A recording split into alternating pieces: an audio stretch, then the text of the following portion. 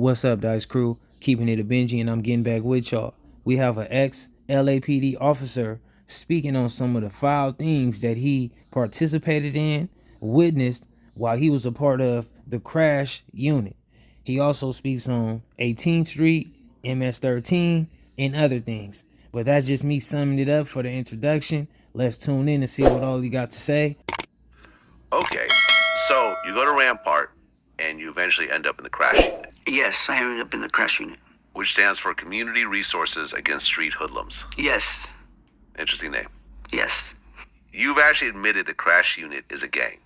Pretty much, yeah. This is the first time I have ever heard a member of law enforcement or ex-member of law enforcement, however you slice it and dice it, openly say that they referred to law enforcement or a division of law enforcement as a gang.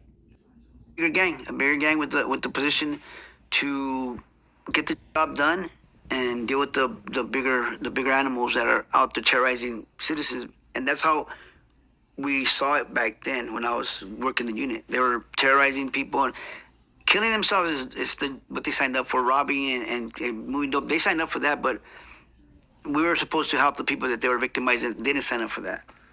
Right. Now, the crash unit would deal with gang problems at all costs. Yes. The police work was not by the book. It wasn't at all. Victims would talk to Crash, but then they wouldn't press charges, so the unit would take matters. I feel like it just gets more interesting the more that he speaks. For him to state that they did nothing by the books, that shows and proves how unfair the system is. These are the people that we enlist to protect and serve our communities, pay taxes, but they won't even follow the law, but they trying to enforce the law. Now you are putting matters in your own hands. Now you are playing God. Now you are playing the judge and jury, executioner. Victims would talk to Crash, but then they wouldn't press charges, so the unit would take matters into their own hands. Yes. Explain. Well, depending on the scenario and who the guy was, if he's a gangster from any neighborhood, if he was out there terrorizing some innocent victims, and we knew he had a three-striker, they'll put a gun on him and get rid of him, or make him an informant. And a lot of times these guys became informants too. Some of the gangsters from 18th Street or other neighborhoods would be. He had a three-striker, they'll put a gun on him and get rid of him, or make him an informant. And a lot of times these guys became informants too. Some of the gangsters from 18th Street or other neighborhoods would become our informants, and they were still out on the street working, doing stuff, thought they were our informants. And a lot of times they'll call us to stop a drive-by. Before a drive-by was going to happen, they'll let us know, hey, we're going to be in these two cars going down the street, pull us over, blah, blah, blah. And we'll hit them and stop them. And they're about to go do a drive-by against MS-13, and here you have two cars loaded of 18th Streeters with weapons. Obviously, we know that it's informants in the streets. It's probably an informant or a few or a handful in each hood. But just to hear from a cop, not saying that you can always take a cop's mouth word for, for facts. I mean, I would take it more for factual if he's speaking about his own. But when he speak on others, I don't necessarily feel like we could just take that for factual. But for him to say that they were flipping these so-called gang members and they was turning them into informants, and he giving y'all the script on how they operate with the whole, look, we finna do this, pull up, bust us, all these things. I feel like you should learn from that. Not just look at it like, okay, he said that about 18th Street or whatever, but just look at it in a general form. Like, that's the type of people that's operating in the gangland. That's sworn, that's took an oath, that's acting like they, die hard, everything under the sun for the gang culture. And this is what they got going on. Which you have to understand. Most crimes get solved because people run their mouth and snitch. You were actually working MS-13. I was working MS-13. Now, MS-13 is a fairly scary gang. For the person that don't know any better, yeah, they can intimidate people, but not to us. Now, y'all got to help me with this one in the comments. Like, do y'all feel like from what he just watched and endured, like what he experienced over time when it comes to MS-13, that he feel like it's a lot of smoke and mirrors? Or is it just another case of majority of how a lot of tough, dangerous individuals submit when it comes to law enforcement? Like, can we actually take that from a law enforcement person? Like, when he say a certain gang or a group of people is pretty much like overrated, like, can we take that? Like, because we know that some of the most dangerous people on earth gonna submit when law enforcement come. Well, isn't MS-13 considered a terrorist organization in America? Yes. It's one of the few gangs with that title. Yes. But see, check this out. He just said that they pretty much are overrated and they not that dangerous. It's like if you don't know no better, you think they more dangerous than what they are, right? But they are still are considered terrorists. Pay attention to that. A law enforcement member who have dealt with MS-13 on multiple occasions feels like they are overrated. However, they are still considered terrorists.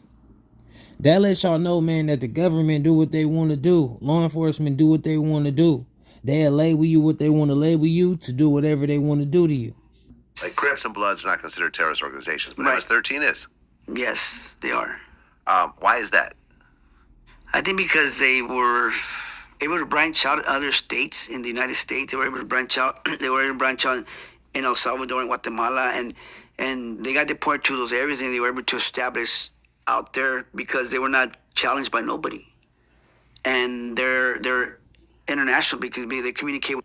To me, that was like throwing shots at MS-13. He pretty much, when he said they didn't get challenged by anyone, that's pretty much like they didn't really earn they name. You know, they didn't really earn their image. They were able to branch out. They were able to branch out in El Salvador and Guatemala, and they got deported to those areas, and they were able to establish out there because they were not challenged by nobody, and they're international because they communicate with their people out here, and they're able to move things and get things done out here too and over there because of that position. And they are vicious because they don't care, but they have to do what they have to do because they're assigned to do it.